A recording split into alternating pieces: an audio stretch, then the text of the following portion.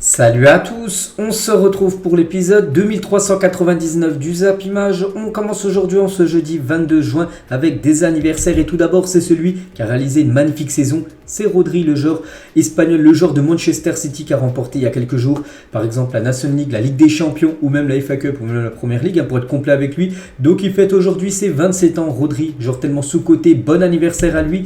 Il y a également par exemple Mikel Merino qui fête aujourd'hui ses 27 ans, le joueur qui joue du côté de la Real Sociedad ou par exemple Sébastien Haller, donc l'attaquant ivoirien du Borussia Dortmund, il fête aujourd'hui ses 29 ans.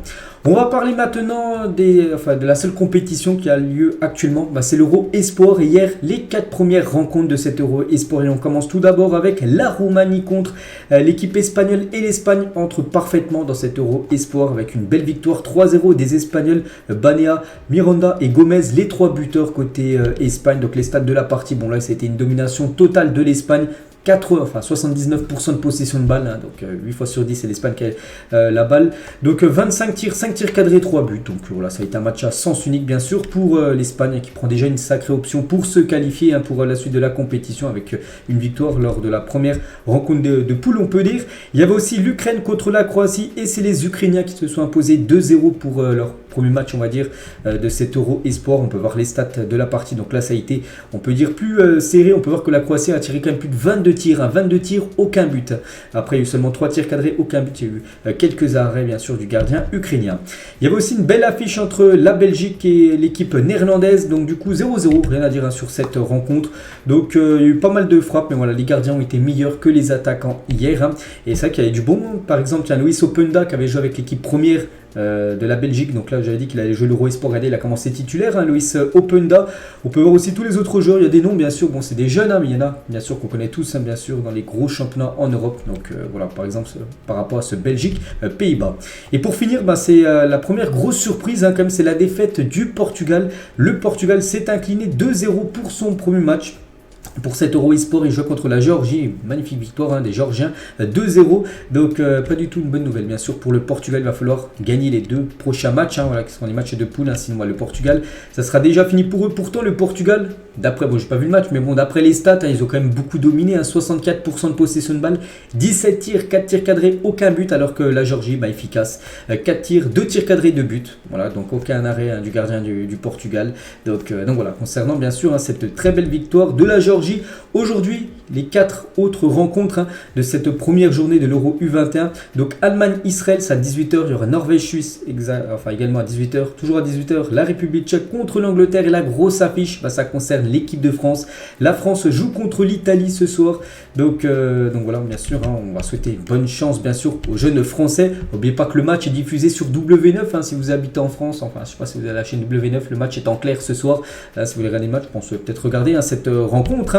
Et quelques stars à suivre les gars pendant cet Euro Espoir, donc plusieurs grands joueurs de moins de 23 ans dont certains sont redescendus des A tenteront de remporter un titre cet été. Donc par exemple Luis Openda, on peut voir Mudryk aussi, Mudryk, joueur ukrainien, même Gravenberg, joueur qui évolue du côté de la sélection néerlandaise, donc voilà, dans une compétition à laquelle aurait pu participer Erling Haaland avec la Norvège, plusieurs grands joueurs de moins de 23 ans dont certains sont redescendus, je dis des A. C'est vrai qu'Haaland aurait pu jouer, mais bon, du côté de la Norvège, vu qu'il joue tout le temps avec l'équipe première, c'est pour ça que le sélectionneur de l'équipe B, on va dire, les Espoirs, n'a pas voulu le prendre. En plus, il a fait une longue saison, il a joué comme la finale de la Ligue des Champions, tout ça. Donc c'est pour ça qu'il fallait plutôt donner des vacances à Erling Haaland. Mais sinon, il aurait pu jouer, bien sûr, cet Euro Espoir, parce qu'il a seulement 22 ans, Erling Haaland.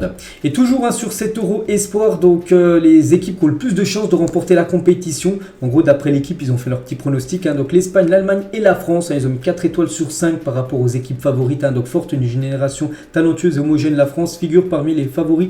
Donc l'Espagne et l'Allemagne, à la force collective assez largement supérieure, sont les autres prétendants naturels au titre en habitué du dernier carré. Donc voilà, bien sûr, Allemagne, France et Espagne, c'est les favoris, on va dire, pour gagner cette compétition. Après, maintenant, la vérité, ça se passe, bien sûr, vous savez, sur le terrain. On va parler maintenant de la une du journal L'équipe aujourd'hui et ça parle de Marcelino José Lamigo. Donc Marcelino, coach espagnol, devrait devenir, bon là on attend l'officialisation, ça pourrait intervenir aujourd'hui, intervenir en tant que nouveau coach de l'OM. Donc pour succéder à Igor Tudor, le président de l'OM, Pablo Longoria, a finalement choisi son ami Marcelino, même si l'ancien entraîneur de Valence n'a jamais exercé ailleurs qu'en Espagne. Il a toujours entraîné en Espagne, que ce soit Bilbao, il a entraîné l'équipe de Valence, il a entraîné je crois aussi la Real Sociedad si je ne me trompe pas, mais jamais un autre club on va dire, en dehors de l'Espagne. Là, il va entraîner Marseille en France. Hein. Donc voilà, c'est imminent. Hein. J'ai dit que ça peut être officiel à tout moment. Et c'est vrai que Marcelino et Pablo Longoria, ils se connaissent depuis longtemps. Hein. Depuis 2006, j'ai vu une info. Hein. Ça fait plus de 20 ans qu'ils se connaissent. Et c'est peut-être pour ça, en gros, vu qu'il le connaît, il va l'amener tout simplement sur le banc de l'OM. Et toujours avec Marcelino, hein, qui va être le futur coach de l'OM, hein, Julien Escudé sur Marcelino, qu'il a eu comme coach à Séville à l'époque. Il a dit: c'est vrai que j'ai beaucoup apprécié Marcelino et sa vision du foot. Hein. C'est un gars très pointilleux sur la logistique, l'aspect physique des joueurs, l'aspect tactique. Il est très méticuleux. Ça m'avait un peu changé par rapport à mes coachs précédents. Il avait un temps d'avance par rapport aux entraîneurs que j'avais pu connaître. Hein. Il était pointueux sur les séances d'entraînement, les phases de transition, le pressing, les mouvements au niveau du bloc équipe, les temps d'entraînement. Tout était très contrôlé. Hein. Sur l'aspect physique, on faisait beaucoup de renforcement pour pouvoir être au maximum compétitif sur les matchs. Donc voilà, en gros, moi je connais un peu le coach, mais voilà, je ne savais pas encore vraiment son schéma vraiment final. Hein. Voilà, en gros, ça va être quoi ce coach hein, du côté de Marseille, hein. On peut voir ses points forts. Voilà, c'est un coach bien sûr avec quand même pas mal d'expérience. Et toujours hein, du côté de l'OM, cette fois-ci niveau mercato de joueurs. Hein. Donc l'OM travaille sur l'arrivée d'un latéral gauche de Première Ligue d'après Foot Mercato. Le nom n'a pas été divulgué. Bon, ça va certainement fuiter là dans les prochaines heures. Donc voilà, un défenseur gauche de Première Ligue pourrait débarquer hein, du côté de Marseille, peut-être pour remplacer Nuno Tavares, hein, parce que Tavares, vous savez, qui quitte hein, cette équipe de Marseille. On va parler d'un autre défenseur gauche, c'est Raphaël Guerreiro qui est en fin de contrat dans 8 jours exactement, et il signera normalement aujourd'hui, parce que c'est une info d'hier, donc demain, donc maintenant aujourd'hui là, son nouveau contrat avec le Bayern Munich hein, jusqu'en 2026. Donc après arrivé libre hein, après cette saison à Dortmund. Hein. Donc voilà, il devrait rejoindre aujourd'hui cette équipe du Bayern. N'oubliez pas qu'il a fini comme meilleur passeur du championnat allemand cette saison avec 12 passes D. Raphaël Guerreiro, il devrait débarquer du côté du Bayern. L'annonce devrait être officielle là dans les prochaines heures. Marcus Thuram est tout proche de s'engager 5 ans avec l'AC Milan. Donc lui aussi en fin de contrat dans 8 jours exactement. On sait, hein, c'est officiel, il quitte son équipe de Gladbach. Donc il devrait signer du côté de l'AC Milan d'après ce qui se dit. Tout devrait se débloquer dans les 48 prochaines heures. N'oubliez pas que le PSG était aussi sur le coup, hein, mais il devrait plutôt aller du côté de l'AC Milan. Hein. Marcus Thuram lui aussi pourrait aller du côté de l'AC Milan. La pépite Arda Güler, puisqu'il a marqué un magnifique but là, lors du dernier match de la Turquie, devrait s'engager également du côté de Milan AC. Donc le club italien possède une avance sur le Barça et surtout le PSG qui n'ira pas plus loin dans ce dossier. Le PSG, on peut voir, ils étaient intéressés, mais ils n'ont pas plus loin ni le Barça. Et du coup, c'est l'AC Milan qui devrait rafler la mise hein, avec la jeune pépite turque. Lui aussi pourrait aller du côté de l'AC Milan. C'est que l'AC Milan a pas mal de joueurs qui peuvent arriver. Hein. J'ai dit Thuram, Güler et peut-être aussi Lukaku, les gars. Lukaku, joueur de Chelsea prêté à l'Inter Milan, bien sûr.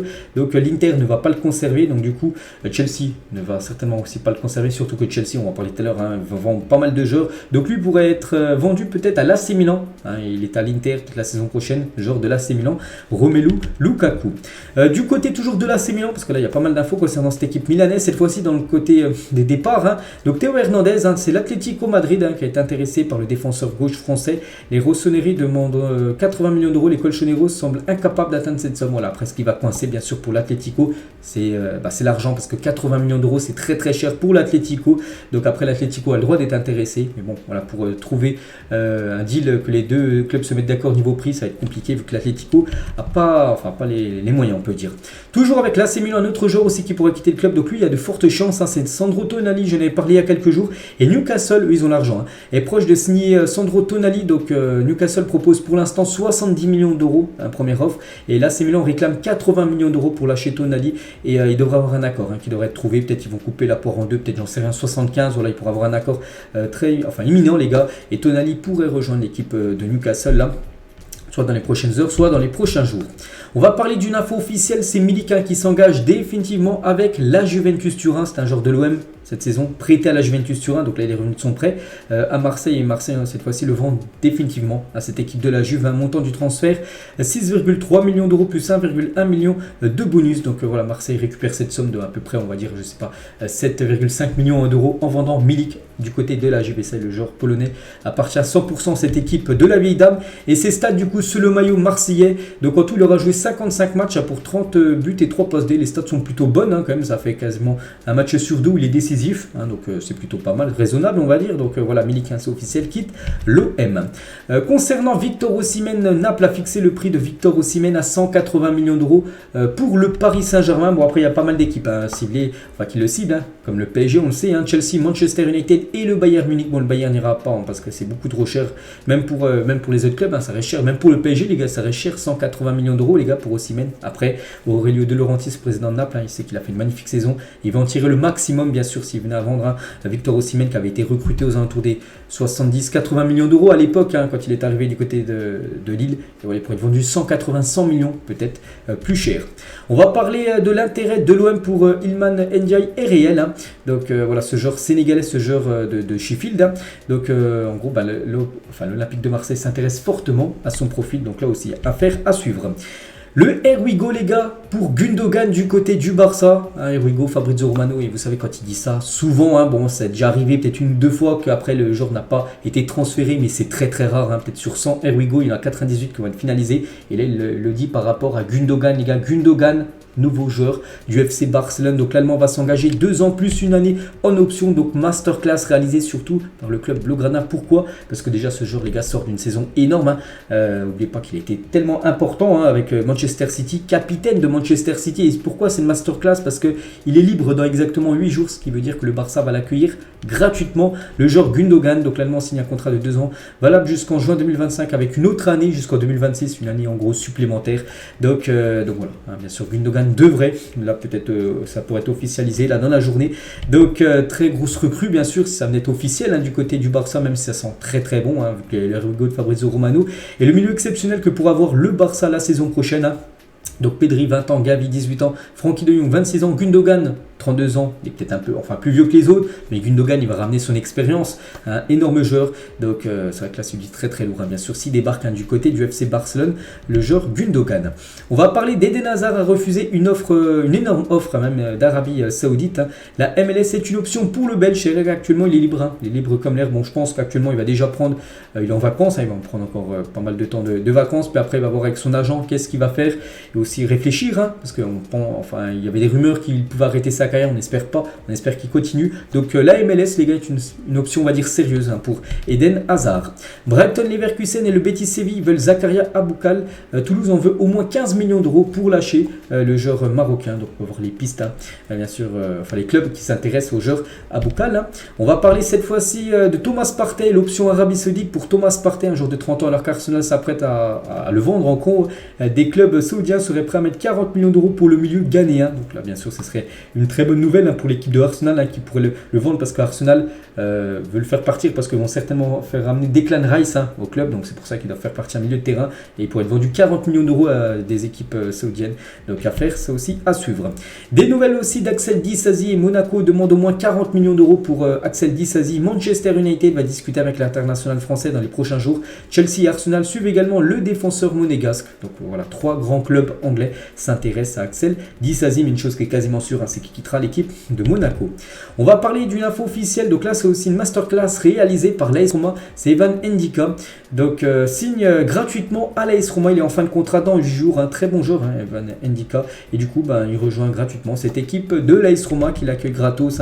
Donc il signe un contrat de 5 ans, soit jusqu'au 30 juin 2028. Son contrat pour Ndika qui porte maintenant le numéro 5 du côté de l'AS Roma. On lui souhaite bonne chance pour ce joueur qui a choisi de représenter la Côte d'Ivoire. Il pouvait jouer avec l'équipe de France, mais il a pris la Côte d'Ivoire. Donc voilà, bonne nouvelle, on va dire, pour lui. Donc les joueurs qui ont signé libre à l'AS Roma depuis l'été dernier, mais du bon mot, on a comme Ndika, là, Aouar, les gars, Aouar, on avait parlé il y a quelques jours, Dybala, Belotti, Matic, Solbakken et Svilar. Donc voilà, c'est pas mal quand même, surtout que tous ces joueurs sont quand même arrivés gratuitement. On parle quand même de Dybala, ou même de Aouar, ou même de Ndika. Un autre Here we go, donc c'est Kai Havertz Arsenal. Here we go, l'officialisation devra arriver cette semaine. Bon, je ne sais pas exactement quel jour, on est jeudi, ça peut être demain, ça peut être après-demain, j'en sais rien, mais voilà, c'est imminent. La signature de Kai Havertz du côté des Gunners. Donc l'opération s'élève à environ 75 millions d'euros, visite médicale prévue prochainement. Voilà, Kai Havertz qui devrait débarquer. Bon, ce ne sera pas très loin, il ne va pas, je pense, déménager, vu que les deux clubs, Chelsea et Arsenal, sont dans la ville de Londres. Voilà, changement de club pour Kai Havertz. Et Chelsea, par exemple, il y a des joueurs de Chelsea qui ont débarqué à Arsenal ces dernières années. Donc Kai Havertz, là où c'est pas encore officiel, mais ça va l'être très prochainement. Il y avait Jorginho qui avait fait ça, c'était en janvier dernier. Willian qui l'avait fait, ou même David Luiz en 2019. Il avait quitté Chelsea pour rejoindre l'équipe de Arsenal. On va parler de Xavi Simons, l'hypothèse d'un retour de Xavi Simons au PSG. Donc avec une clause à 6 millions d'euros, le PSG a la possibilité de faire revenir Xavi Simons parti au PSV l'été dernier, mais il faut l'accord du joueur, hein, bien sûr. Il faut que le joueur veuille revenir. Hein, si le joueur dit non, je ne veux pas retourner au PSG, même si le PSG lève la clause, et lui, s'il ne veut pas venir, il ne revient pas. Il faut que, bien sûr, Xavi Simons veuille revenir. Et après, après lui, il va avoir des garanties. Il veut déjà savoir qui sera le nouveau coach du PSG. Bon, ça devrait être Luis Enrique. Et peut-être, on pense qu'il pourra peut-être avoir une communication avec Luis Enrique quand Luis Enrique sera coach du PSG pour savoir surtout s'il est dans les plans de Luis Enrique. Si Luis Enrique lui dit reviens, en plus c'est un entraîneur quand même qui fait beaucoup confiance aux jeunes, hein, donc c'est pour ça qu'il est jeune, peut-être pas avoir du temps de jeu. Donc s'il a des garanties de temps de jeu, il y a moins qu'il revienne. Si Luis Enrique dit qu'il n'est pas dans ses plans, il ne reviendra pas, hein, du côté du PSG. Mais voilà, le PSG peut le faire revenir pour seulement 6 millions d'euros après la saison qu'il vient de faire, les gars. C'est quand même bien sûr une magnifique option, on peut dire, pour le PSG, hein, dans ce secteur offensif. Lyon discute actuellement avec le RB Leipzig pour Castello, Lukeba. Enfin déjà, tout d'abord, Lyon doit vendre, hein, ils doivent récupérer un peu d'argent et c'est pour ça qu'un des joueurs qui coûte le plus cher du côté de Lyon pour être vendu. Donc Lyon réclame 35 millions d'euros pour son joueur. Hein. Donc Leipzig s'intéresse tout simplement au défenseur Lukeba. Kovacic à Manchester City, here we go. Le montant du transfert s'élève à 30 millions d'euros plus 6 millions de bonus. Donc voilà, lui aussi les gars devraient quitter Chelsea. C'est que Chelsea, il y a pas mal de départs. On parle de Kovacic, qui est Havertz tout à l'heure. On va parler aussi d'autres joueurs là que j'avais dit hier dans l'After Zap Image, hein, aussi qui vont quitter Chelsea. Donc lui les gars devrait rejoindre Manchester City. On pense en gros que ça va être le remplaçant de Gundogan. Hein, donc voilà, en gros Gundogan va au Barça et pour le remplacer c'est Kovacic, hein, qui débarque du côté de City. Donc c'est un transfert aux alentours des 36 millions d'euros, le bonus inclus. Et c'est que du côté de Chelsea les gars, je dis c'est les excèdes à Chelsea, hein. Koulibaly les gars, here we go Al Hilal, Ziyech, here we go Al Nasser, et Edouard Mendy, here we go Al Ali. Donc voilà, Kovacic on a dit à Manchester City, plus Kai Havertz qui va à Arsenal. C'est que Chelsea, comme je l'ai dit les gars, ils ont beaucoup recruté ces dernières les derniers mercato, hein, ils ont investi beaucoup d'argent, ils ont tellement de joueurs sous contrat qui doivent vendre, et surtout la saison prochaine, je le répète les gars, Chelsea n'est pas en Ligue des Champions et c'est un gros manque à gagner par rapport aux finances, hein, vous savez, le fair play financier. Pour faire rentrer de l'argent, et vu qu'il n'y a pas de Coupe d'Europe, voilà, tu es obligé de vendre, sinon tu vas être dans le rouge et tu peux avoir une suspension de Coupe d'Europe. Donc c'est pour ça qu'ils vendent beaucoup de joueurs, cette équipe de Chelsea. Et c'est pas fini, vous allez voir. Il y a Kanté, hein, tiens, qu'on peut ajouter aussi, un Kanté les gars, qui n'est pas prolongé, donc du coup, qui va à Al Ittihad aussi, qui est un joueur de Chelsea qui quitte le club. Vous allez voir, il y en a encore beaucoup de départs, hein, du côté de Chelsea, c'est pas fini. Et des sommes qui sont récupérées, par exemple Ziyech, hein, lui il est vendu pour 10 millions d'euros, Koulibaly 25, Kovacic 35. Donc voilà, bien sûr, des sommes, des petites sommes. Après voilà, par exemple, Kai Havertz, lui ça sera 75 millions d'euros récupérés directement par l'équipe de Chelsea. On va parler de Brozovic, hein, en gros, qui révèle quasiment son avenir parce que sur Instagram il a mis chargement, en gros, hein, on se demande c'est quoi, donc oui, chargement, parce qu'en gros il devrait bien quitter aussi son club lui, donc il devrait quitter l'équipe de l'Inter et lui aussi pourrait aller du côté de l'Arabie Saoudite et du côté de l'équipe de Cristiano Ronaldo, l'équipe de Al Nasser. Donc voilà, c'est imminent, hein, pour l'instant il n'y a rien de fait, rien d'officiel, mais ça devrait se faire aussi dans les prochains jours, prochaines heures. La liste des joueurs partis ou visés pour rejoindre la Saudi Pro League. Donc pour l'instant, il y a eu Ronaldo en janvier dernier, après il y a eu Benzema en gros joueur, Kanté là il y a quelques jours. Donc les joueurs là où c'est fait à 99,9%, Ruben Neves, Mendy, Koulibaly, Ziyech, Lloris, William Carvalho, et des joueurs qu'on parle les gars, comme Alexis Sanchez, comme Aubameyang, comme Riyad Mahrez, comme Sergio Ramos ou même Luka Modric. Ça c'est des pourparlers pour l'instant, rien de fait. Donc c'est vrai que c'est pas fini, hein. On vient juste de débuter le mercato, et c'est vrai que l'Arabie Saoudite, on sait qu'on en parle beaucoup, hein, sur le mercato, parce qu'ils envoient beaucoup d'argent pour essayer de recruter les meilleurs joueurs, on va dire des gros championnats européens. Toujours avec les transferts, hein, Manchester United et Chelsea sont intéressés par Mike Maignan sous contrat avec l'AC Milan jusqu'en juin 2026. Les Rossoneri réclament plus de 100 millions d'euros pour l'ancien gardien lillois. Donc voilà, si Manchester et Chelsea veulent Mike Maignan, il va falloir sortir un gros chèque.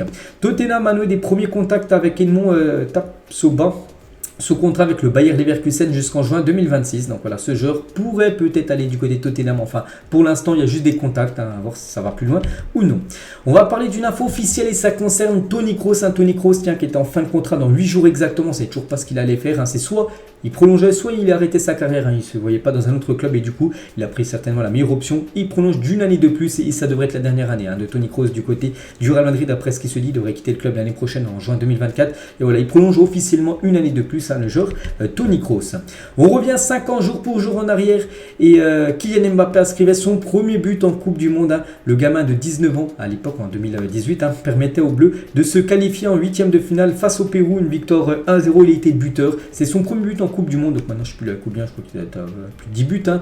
En plus avec la Coupe du Monde qu'il a fait, il a marqué beaucoup, bref. Donc il a tout gagné hein, depuis, donc il a réussi, il a gagné la Coupe du Monde, il a réussi en plus un triplé lors d'une autre Coupe du Monde. En finale, là je vous parle, hein, c'était celle contre l'Argentine, donc voilà quelques photos, donc là c'était il y a 5 ans jour pour jour, hein, son premier but. Hein.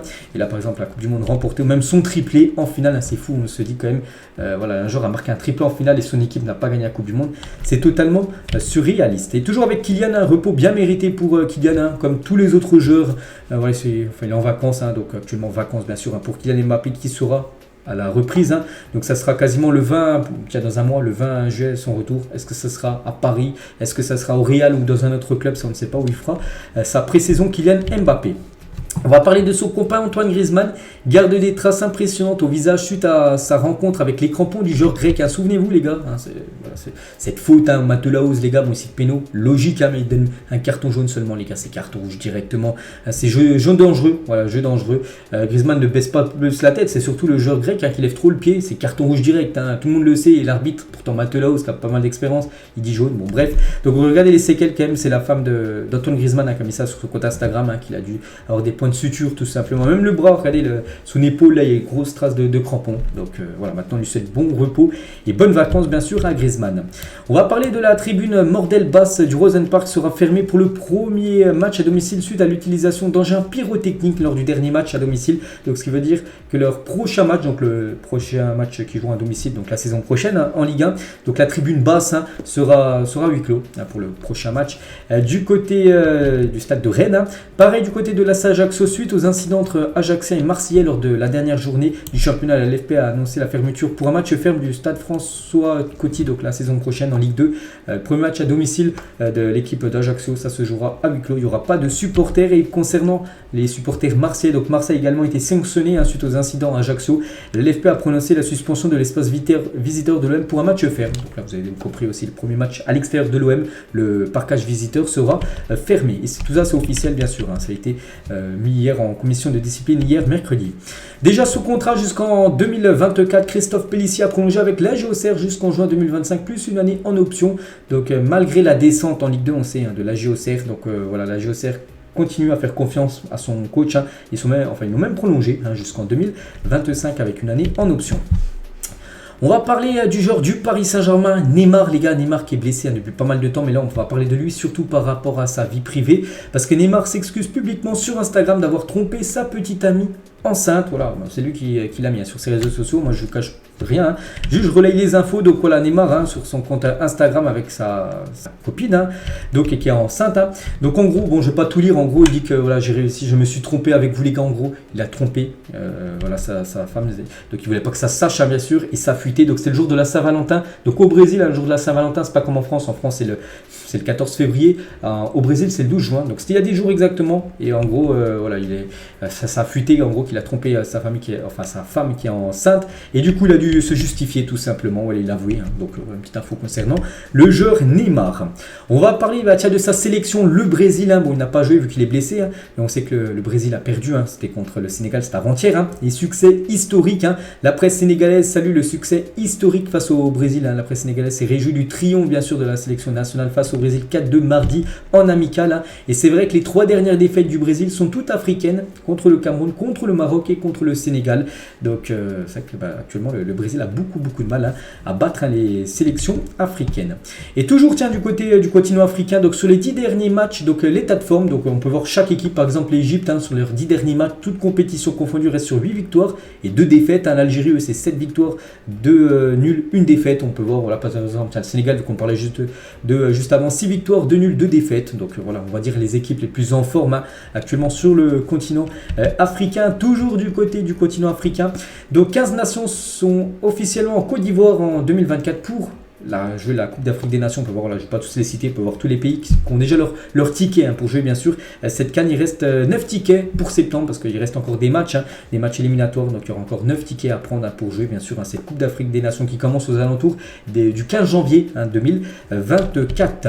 Et toujours avec une sélection africaine, on va parler de la République démocratique du Congo. Et Chancel Mbemba est devenu, face au Gabon, c'était avant-hier, le joueur le plus capé de la sélection congolaise. Donc non, c'est Congo, les gars, désolé, j'ai dit un petit peu n'importe quoi. Bref, donc avec 68 sélections. Donc voilà, concernant le défenseur marseillais, encore désolé bien sûr pour l'erreur que je viens de faire. On va parler d'une sélection qui est actuellement en roue libre. C'est la sélection allemande. N'oubliez pas que l'Allemagne organise l'Euro l'année prochaine. Et la sélection allemande est en grande difficulté depuis plus d'un an, éliminée et en phase de poule de la Coupe du Monde. Donc défaite contre la Hongrie, Japon, Belgique, Pologne, Colombie. Donc accrochée par l'Italie, Angleterre, Hongrie, Espagne, Ukraine. Pourtant ils ont des joueurs, les gars, comme Musiala, Kimmich, Goretzka, Gnabry ou même Leroy Sané. C'est vrai qu'ils ont beaucoup de mal, cette équipe allemande. En plus ils préparent bien sûr leur Euro l'année prochaine. Pour l'instant les résultats ne sont pas du tout bons. Regardez pour l'instant aussi sur la zone Europe par rapport au classement des meilleurs buteurs des éliminatoires. Et pour l'instant c'est toujours Özlund et Lukaku, les gars, les deux sont à 6 buts inscrits lors des 4 premiers matchs, on va dire, de ces éliminatoires. Harry Kane déjà 5 buts, Ronaldo aussi 5, Abdoni 5 et aussi McTominay est également à 5 buts inscrits lors de ces éliminatoires de l'Euro. On va parler de la liste des États-Unis version féminine pour jouer cette Coupe du Monde. N'oubliez pas que la Coupe du Monde féminine commence le 20 juillet, on est le 22 juin, donc dans moins d'un mois. Et voilà, cette liste impressionnante. N'oubliez pas que les États-Unis, c'est la meilleure équipe, on va dire, dans le foot féminin. Donc encore l'équipe favorite pour remporter la Coupe du Monde. Elles avaient remporté la compète en 2019. En plus, cette Coupe du Monde, s'était déroulée en France. Donc on va juste parler de O'Hara, Alex Morgan et Megan Rapinoe. Donc de nouveau, on peut voir ces trois joueuses convoquées. C'est vrai que les trois, depuis 2011, elles sont à chaque fois en Coupe du Monde. 2011, 2015, 2019 et 2023. À chaque fois, les trois sont convoquées. Donc voilà, concernant bien sûr ces trois joueuses américaines. On va parler d'une info officielle. José Mourinho écope de 4 matchs de suspension en Coupe d'Europe pour son comportement abusif envers l'arbitre lors de la finale de l'Europa Conference League. Donc voilà, bien sûr, concernant José Mourinho, souvenez-vous, à la fin du match, il a un petit peu disjoncté avec Anthony Taylor. Il était parti même dans le parking pour l'attendre, pour s'expliquer pourquoi il avait arbitré comme ça la finale de l'Europa League. Et du coup, il a pris quand même 4 matchs de suspension. Donc ça sera en Coupe d'Europe, les 4 prochains matchs de l'AS Roma en Coupe d'Europe. Donc il ne sera pas sur le banc, José Mourinho, et c'est officiel. Gareth Bale parle des différences entre la MLS et les championnats européens. Il a dit c'est beaucoup plus chill ici, c'est beaucoup plus tranquille en gros du côté de la MLS. Si vous perdez au Real Madrid, c'est comme si le monde était fini. Vous êtes crucifié direct. Ici, on ne peut pas être relégué, donc on pense au match d'après. C'est vrai qu'il n'y a pas de relégation du côté des États-Unis. Même si c'est dernier, tu restes comme en première division. Voilà. Donc même en cas de défaite, comme il n'y a pas de conséquences, et quand on gagne, les supporters célèbrent comme s'ils avaient gagné le championnat. Donc c'est vrai que ça c'est un peu, je trouve c'est un peu nul comme ce système. Même si t'es dernier, tu descends pas. En gros, là, tu peux perdre tous les matchs. Tu peux jouer n'importe comment. Tu sais que tu descendras pas. C'est mieux bien sûr d'avoir un système de relégation. Si t'es pas bon, tu descends dans la division inférieure. On va parler de Samuel Chukwueze, est de retour dans son quartier au Nigeria pour les vacances. Retour aux sources pour le joueur. Pour l'instant de Villarreal, mais bon, d'après ce qui se dit, il y a de fortes chances qu'il quitte son club, peut-être futur joueur de l'AC Milan. Donc voilà, de retour pour lui du côté du Nigeria pour ses vacances, méritées bien évidemment. La LFP dévoilera le calendrier de la saison prochaine en Ligue 1 à la fin du mois de juin. Donc voilà, on est le 22, donc d'ici à peu près une semaine, on connaîtra le calendrier complet de cette prochaine saison de Ligue 1 avec, n'oubliez pas, seulement 18 équipes, 2 équipes en moins que lors des années précédentes. Le nouveau procès de Harry Maguire en Grèce a été fixé au 7 février.